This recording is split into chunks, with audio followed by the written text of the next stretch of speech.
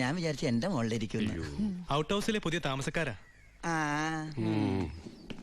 ആ വണ്ടി മാത്രം അവിടെ വെച്ചിട്ട് ബാക്കിയുള്ള സാധനങ്ങളെല്ലാം ഇങ്ങോട്ട് എടുത്തോ. എല്ലാം ഇങ്ങോട്ടേക്കുള്ളതാ. ഉണ്ണി തന്നുവിട്ടതാണേ. ഉണ്ണി വരുന്നതിനെ കുറിച്ച് വല്ലതും പറഞ്ഞായിരുന്നു? ഒന്നും പറയാൻ പറ്റാത്ത അവസ്ഥയാ. അപേക്ഷ കൊടുത്തിട്ടുണ്ട്. അപേക്ഷയോ? ലീവിനെ. വലിയ തിരക്കല്ലേ, ഒരു ദിവസം പോലും മാറിയിക്കാൻ പറ്റില്ല. അവിടെ എന്താ ജോലി? എനിക്ക് അവിടെ ഗോൾഡ് ഫാക്ടറിയിലാ ജോലി. തനിക്കല്ല, ഉണ്ണിക്ക്. ഉണ്ണി അവിടെ വലിയ പൊസിഷനിലല്ലേ, നിങ്ങൾക്കൊന്നും ചിന്തിക്കാൻ പറ്റാത്ത പൊസിഷനില് എന്ന് പറയുമ്പോ ദുബായിലെ ഷെയ്ഖ.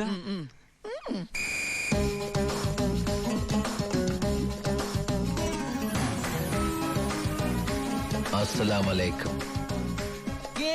നല്ല പവറുള്ള ജോലിയാ. ഉണ്ണി ഗവൺമെന്റിന്റെ ഗസ്റ്റ് അല്ലേ. Free quarters, free food, free dress. ഒരു വലിയ കൊട്ടാരത്തിലല്ലേ താമസിക്കുന്നത്, ഗവൺമെന്റിന്റെ വലിയ കൊട്ടാരത്തില്.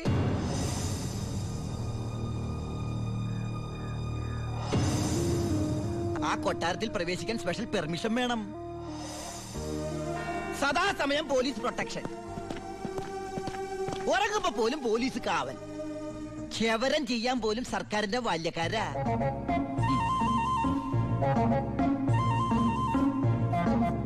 ഫുഡാണെങ്കിലാ 5 സ്റ്റാർ ഫുഡല്ലേ.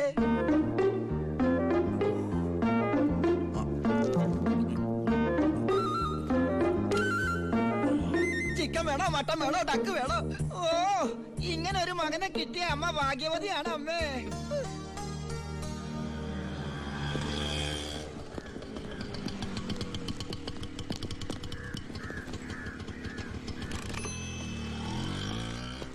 ഒരാള് കേറാനുണ്ടേ. കർത്താവേ, ഒരിക്കലും പുറത്തേക്ക് പോകാൻ ഇടവരുത്തല്ലേ. നമസ്കാരം. ഇവിടെ ഒപ്പിട്.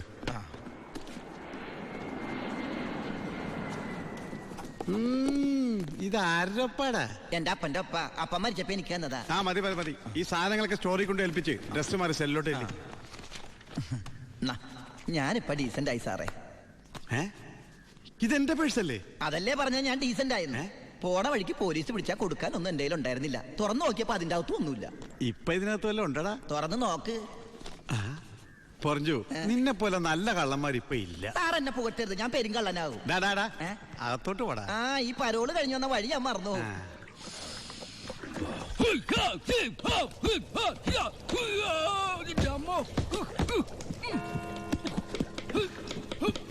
ചപ്പാത്തി സ്പെഷ്യലിസ്റ്റ് എത്തിയല്ലോ. ഹായ് എവരിബഡി, പൊറിഞ്ഞു വന്നു. ഞാനില്ലാഞ്ഞിട്ട് ബുദ്ധിമുട്ടൊന്നും ഉണ്ടായില്ലല്ലോ. എന്തായി? നീ പറഞ്ഞ പോലെ കച്ചി വന്ന് കാശുമായിട്ട് ഞാൻ ഡ്യൂട്ടി പെയ്ഡ് ഷോപ്പിൽ പോയി സാധനങ്ങളെല്ലാം വാങ്ങി വീട്ടിലെത്തിച്ചിട്ടുണ്ട്. ആർക്കും സംശയം തോന്നിയില്ല? സംശയം? ഹേ, ഞാൻ ദുബായിക്കാരായി വിലസില്ലേ. എന്റെ ഹെയർ സ്റ്റൈൽ എന്നെ മാറ്റിക്കളഞ്ഞില്ലേ. ഫേസ് ഇത് തന്നെയല്ലേ, പിന്നെന്താ കാര്യം? എത്ര നല്ല ആൾക്കാരാടാ നിന്റെ വീട്ടുകാരി. നീ എങ്ങനെ കുടുംബത്തിൽ പിറന്നടാ? ഇവിടെ നീ പരമശിവം, അവിടെ ഉണ്ണി ദാമോദർ. നീ പെരുങ്കള്ളനാ.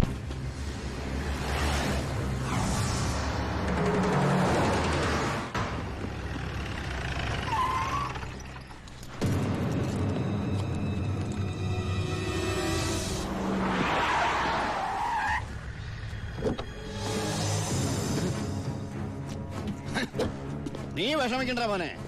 വിഷമദ്യം കഴിച്ച് 3-4 തട്ടിപ്പോയത് കൊണ്ടാണല്ലോ നിനക്കിപ്പോ എന്റെ അകത്ത് കിടക്കേണ്ടി വന്നേ. അല്ലെങ്കിൽ നിന്റെ അപ്പൻ നിന്നെ പുല്ല് പോലെ പുറത്തിറക്കി കൊണ്ടുവന്നേ.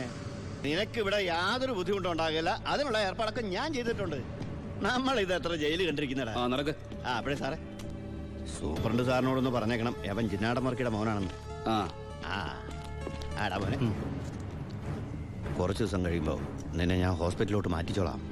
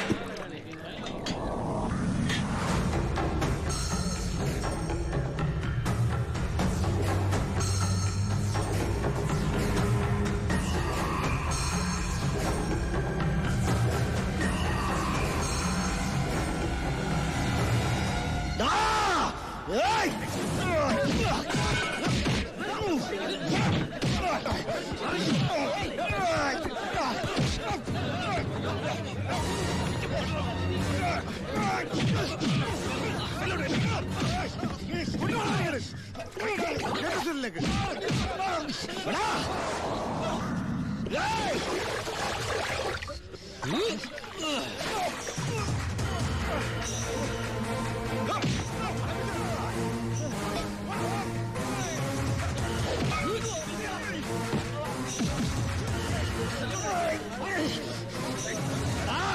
ഈ ജയിലിന്റെ ഉള്ളിൽ നിന്ന് ജീവനോടെ പുറത്തു പോകില്ല.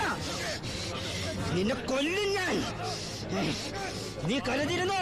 നിന്നെ വിടില്ല, നിന്നെ വിടില്ല.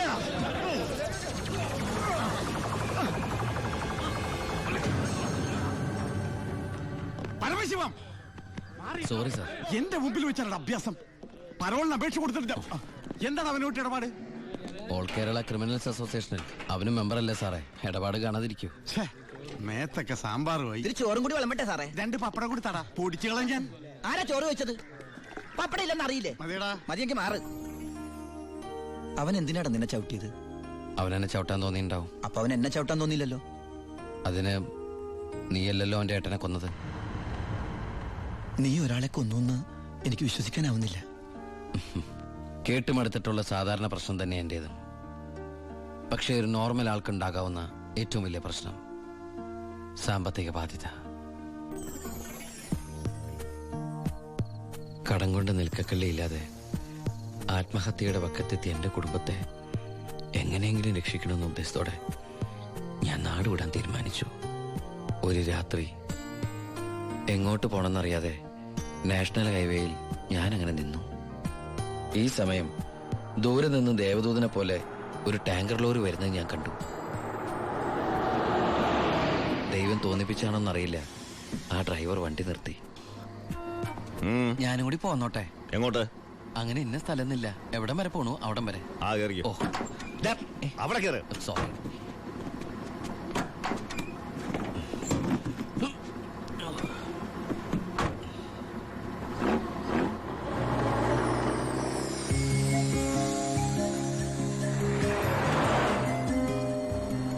എങ്ങോട്ടാ? പോലീസ് പിടിച്ചില്ലെങ്കിൽ എത്തേണ്ടടുത്തെത്തും. പോലീസോ? ആ, അതെന്താ എന്റെ വണ്ടിയില്? സ്പിരിറ്റ്. സ്പിരിറ്റോ?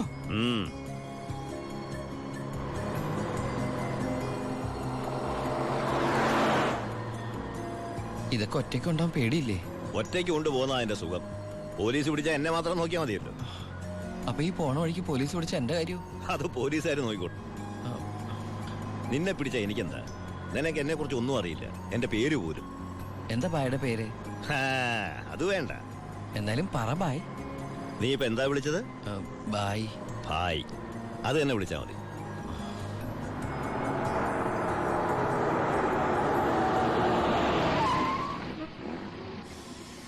എന്താ നിർത്തിയത്? എന്നെ ഇറക്കി വിടാനാണോ? ഏയ് ദാ, പുണ്യാളന് നേർച്ചയിട്ട പാതി അങ്ങേര് നോക്കിക്കോളൂ. പോവോ?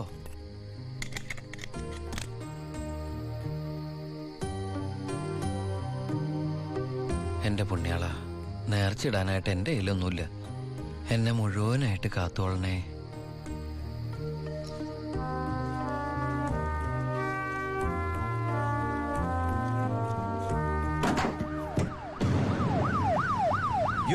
പോലീസ്. അയ്യോ,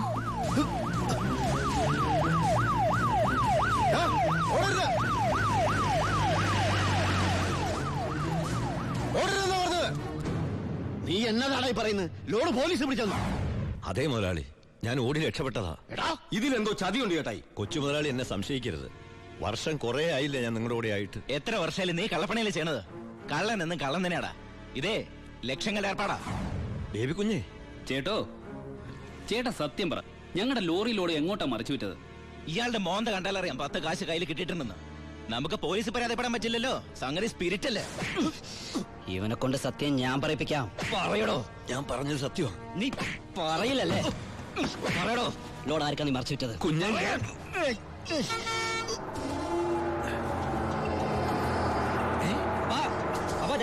ലോറി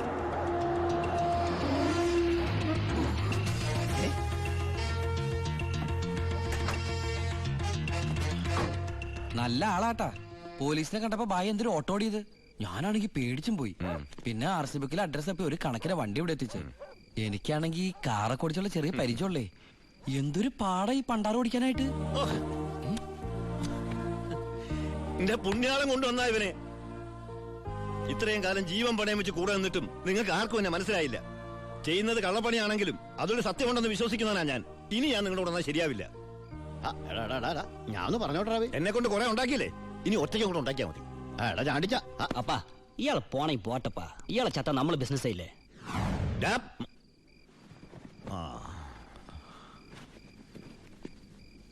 അയ്യോ,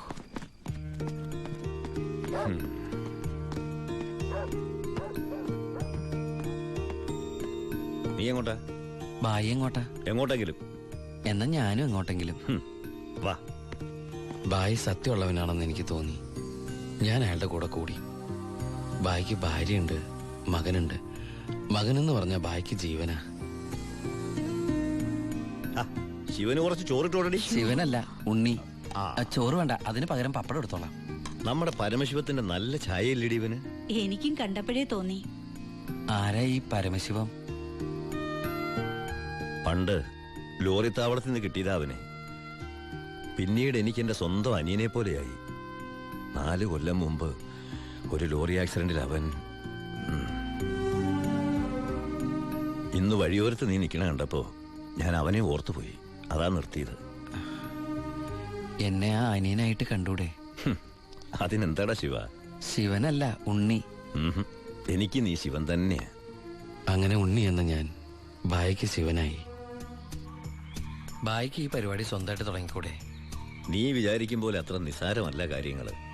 ഇത്രയും കാലത്തെ എക്സ്പീരിയൻസ് വെച്ചിട്ട് ഒരു ലോഡ് ഒപ്പിക്കാൻ ബായിക്ക് പറ്റില്ലേ? അത് പറ്റും, പക്ഷെ എങ്ങനെ കടത്തിക്കൊണ്ടുവരും? ചെക്ക് പോസ്റ്റിലൊക്കെ നല്ല കാശറിയണം. അതെവിടുന്ന്? ഒന്ന് ഞാൻ പറയാം. സാധനം കിട്ടിയ കാശ് മുടക്കില്ലാതെ ചെക്ക് പോസ്റ്റ് എടുത്തുന്ന കാര്യം ഞാൻ ഏറ്റു. അതിനുള്ള ചില നുണുക്ക് വിദ്യകളൊക്കെ എൻ്റെ ഉണ്ട് ബായി. ആ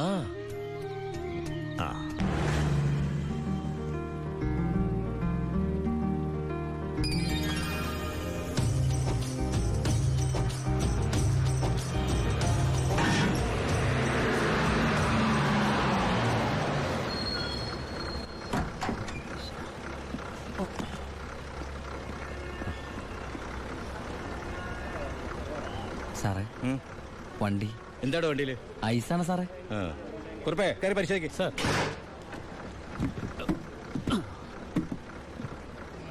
നന്നായി പരിശോധിക്കണോ സാർ? സാറേ പെട്ടെന്നായിക്കോട്ടെ, അല്ലെങ്കിൽ ഐസ് ഇപ്പൊ ഐസ് വാട്ടർ ആവും. സാറേ ഇത് ഫുൾ ഐസാ.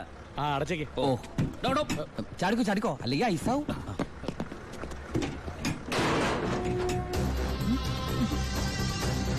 വിട്ടോ വിട്ടോ, വിട്ടോ.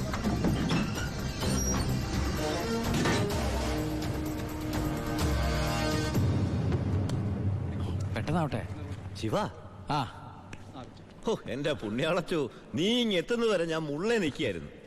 സ്പിരിറ്റ് എന്തിടാ? ദാ ഇതൊക്കെയാ. ഈ ഐസ് കിട്ടേ? ഞാൻ കാണിച്ചു തരാം.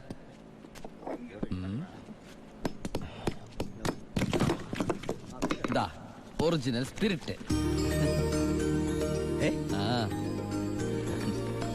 എന്റെ അമ്മച്ചി, ഒടുക്കത്തെ ബുദ്ധി തന്നെ. അല്ലടാ, ഐസിന്റെ ഉള്ളി വെച്ചിട്ട് സ്പിരിറ്റ് എന്താ ഐസ് ആവാത്തേ? എന്റെ ബായ്, വെള്ളം 0 ഡിഗ്രി സെന്റിഗ്രേഡിൽ ഐസ് ആവും. പക്ഷെ സ്പിരിറ്റ് ഐസ് ആവണമെങ്കിൽ -112 ഡിഗ്രി എങ്കിലും വേണം. കെമിസ്ട്രി പഠിച്ചതിന്റെ ഗുണ. എന്തായാലും കെമിക്കറി കണ്ടുപിടിച്ചു. കെമിക്കറി അല്ല, കെമിസ്ട്രി. അവൻ ഭയങ്കര തന്നെ. ഇത് എത്ര രൂപയുടെ മുതലാന്ന് അറിയാമോ നിനക്ക്? നിനക്ക് ഞാൻ എന്താടാ തരേണ്ടത്? ഈ ലാഭത്തിന്റെ പകുതി നീ എടുത്തു അല്ലേ? വേണ്ട, ഇത് മുഴുവൻ നീ എടുത്തു. വേണ്ട ബായ്. ബായ്, ആ ചിന്നാടന്മാരെ അവിടെ ജോലി ചെയ്തിരുന്നപ്പോ ഒരു ലോഡിന് എത്ര രൂപ കിട്ടിയിരുന്നത്? 5000 ഉരുവ. 5000 ഉലുവ മതി എനിക്ക്. അല്ല, പിന്നെ ഞാനും ബായ് തമ്മിൽ എന്താ വ്യത്യാസം?